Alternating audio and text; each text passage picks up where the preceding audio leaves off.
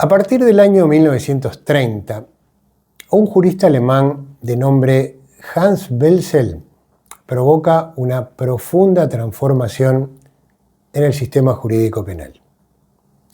Su propuesta innovadora fue la teoría final de la acción. Welsel no solo propuso una reestructura de la categoría acción, sino que también modificó otras categorías de la teoría del delito, por ejemplo, en lo relativo al tipo y a la culpabilidad. Para comprender a Welsel y su teoría final, es necesario conocer antes cuál era la teoría dominante de la época y qué proponía. Situémonos en el siglo XIX, en Alemania. Era el apogeo del positivismo y de las ciencias naturales. El criterio científico de la época trascendió a las ciencias jurídicas y especialmente al derecho penal, que optó por aplicar un sistema denominado clásico, causalista o causalismo naturalista y que se extendió hasta la segunda mitad del siglo XX. La teoría causalista de la acción, asociada principalmente a Frank von Liszt y Ernesto von Wehling, entendía la acción como un movimiento corporal voluntario que produce una modificación en el mundo exterior. Ello significa que el análisis era naturalista y causal, es decir, el tipo penal quedaba reducido a una mera descripción objetiva del resultado sin considerar la finalidad del autor. Pongamos un ejemplo. Un individuo arroja una piedra y rompe un vidrio. En esta conducta hay movimiento muscular debido a la aprehensión de la piedra con la mano y su desplazamiento. Y por otro lado, una modificación en el mundo exterior debido a la transformación que sufre el vidrio como objeto material. El problema era que la teoría causalista trataba la conducta humana como si fuera un fenómeno físico más. Había que esperar el análisis dogmático de la categoría culpabilidad para encontrar allí el dolo y la culpa, es decir, el elemento subjetivo que gobernó la comisión del delito.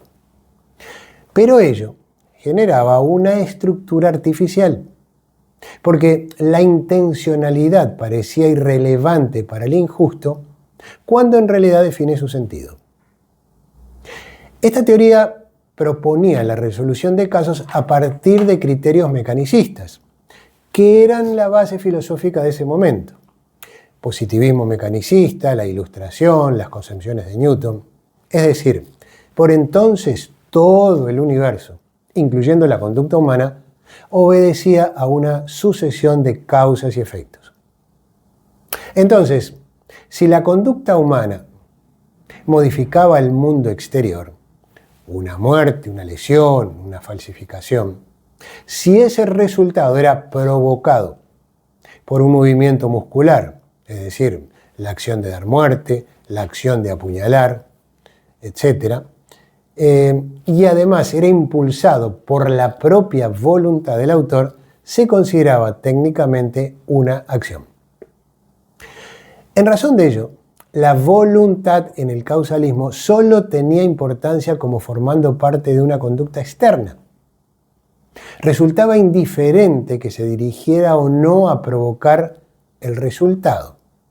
Más claramente, la dirección final no se tomaba en cuenta.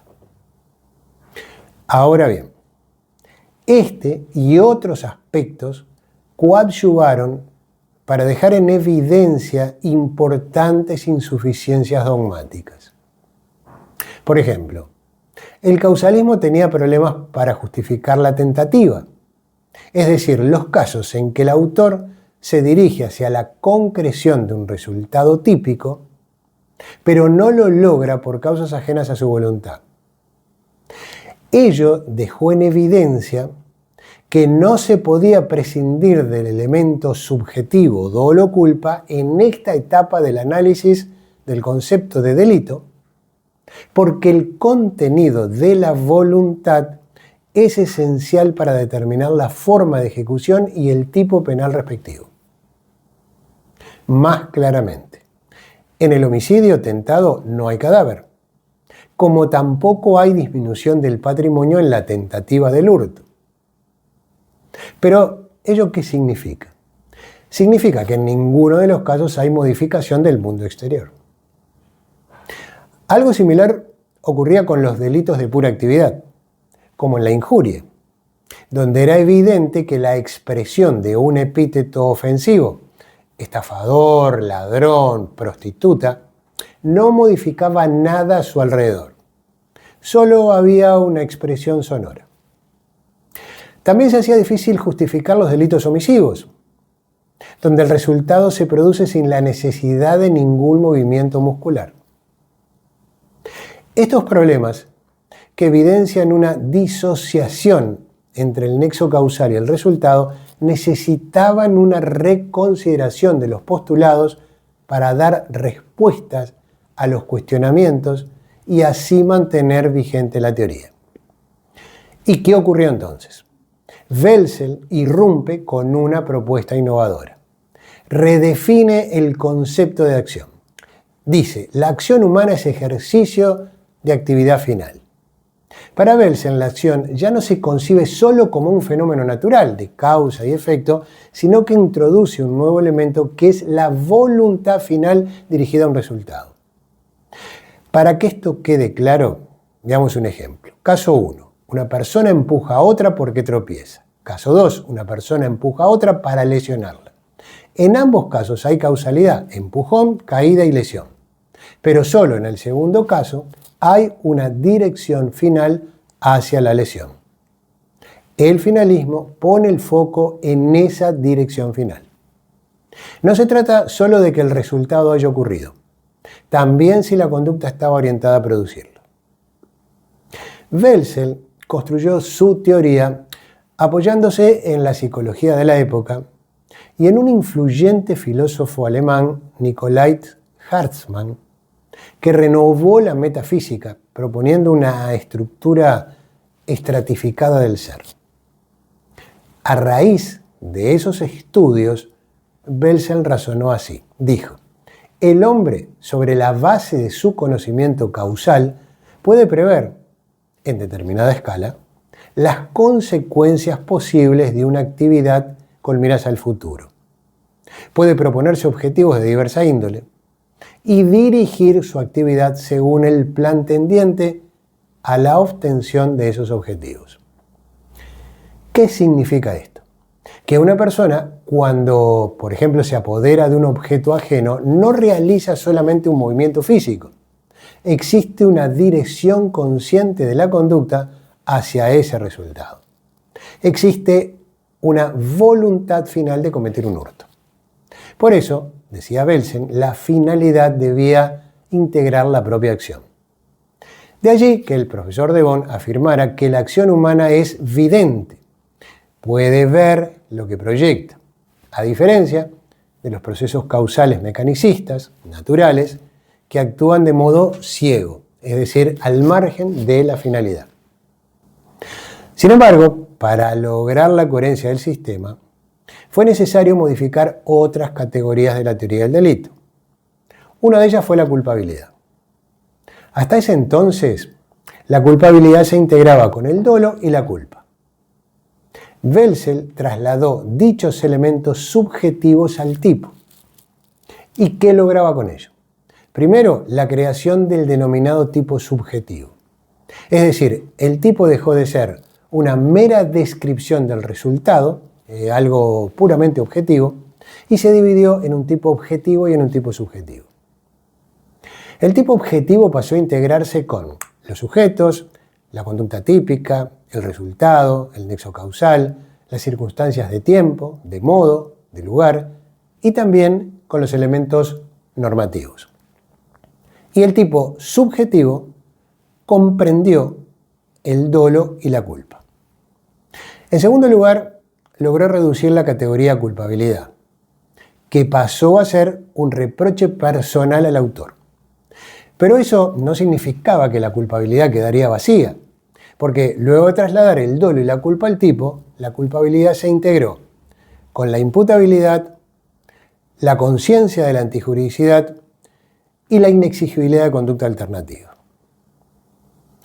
En tercer lugar, mejoró la diferenciación entre dolo y culpa.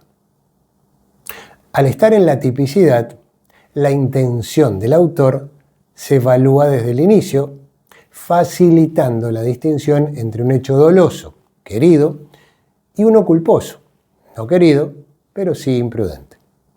Y también incidió en la teoría del error, configurando lo que se denominó error de tipo, es decir, la falta de conocimiento de un elemento objetivo. Ahora bien, en cuanto a la acción misma, se distinguieron dos fases, una interna y otra externa. La fase interna se desarrolla en la esfera del pensamiento del autor y comprende a su vez tres frecuencias. Primero, la proyección anticipada de la realización de un fin, es decir, que el autor se proponga una meta, dar muerte, sustraer dinero, contrabandear, etc. Segundo, la elección de los medios. Una vez definido el fin, es necesario elegir los medios para alcanzar el objetivo propuesto. Los medios pueden ser físicos, sujeción a la víctima, por ejemplo, manipulación, empleo de armas, incluso hasta medios digitales. Esto se hace en función del saber causal. Se sabe, por ejemplo, que disparar un arma de fuego contra una persona es eficaz para quitar la vida, que encender una llama peligrosa puede ocasionar un incendio y que ocultar mercadería en un vehículo puede facilitar el acceso de productos de contrabando. Esta selección de medios solo puede hacerse a partir del fin, porque, como bien señala Muñoz Conde, solo cuando el autor está seguro qué es lo que quiere puede plantearse el problema de cómo lo quiere. Tercero, los efectos concomitantes o accesorios. Así se denominan las consecuencias secundarias, pero necesarias para cumplir la finalidad.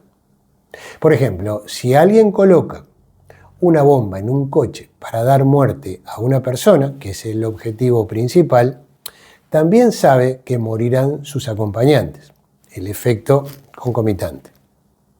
Conforme a ello, los efectos concomitantes permiten explicar por qué una persona puede responder dolosamente por resultados que no eran su meta principal, que no eran queridos en definitiva, pero cuya producción previó y aceptó al actuar.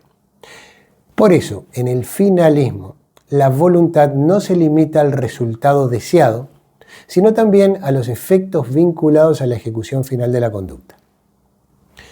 Por su parte, la fase externa consiste en exteriorizar el proyecto y llevar a cabo la acción.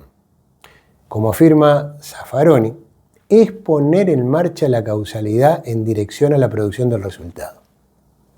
Por ejemplo, quien pretende cometer una rapiña elige primero el lugar. Puede ser una institución bancaria, puede ser una estación de servicio, puede ser un supermercado. Luego selecciona los medios, como se dijo, armas de fuego, pasamontañas, chaleco antibalas, y también analiza los efectos concomitantes, es decir, si existen guardias de seguridad, custodias, etc. Y luego la última etapa, que es poner en marcha la causalidad, es decir, dirigirse al lugar, sustraer el dinero y evadirse. Como viene de verse, la finalidad tiene un sentido y se asienta sobre la previsión de la causalidad. A modo de conclusión, podemos resumir la teoría de la acción finalista en una frase.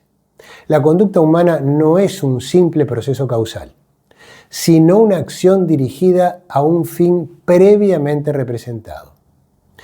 Desde esta premisa, Belsen reconstruye toda la teoría del delito. Traslada el dolo y la culpa al tipo, normativiza la culpabilidad y redefine la estructura del injusto penal.